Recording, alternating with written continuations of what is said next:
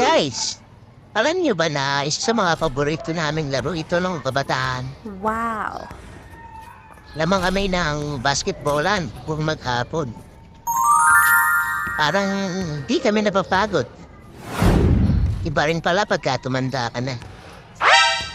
Yung feeling mo, kaya mo pa. Nasa isip ka lang pala yun.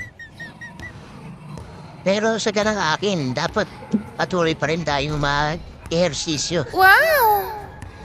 Kahit paminsan-minsan, Nice. pampaganda rin ng kalusugan. Huwag mo lang isipin kung dadang ka lang ang talon mo. Ang importante ay mahalaga. Kaya patuloy mo lang gawin para sa sarili mo. Salamat!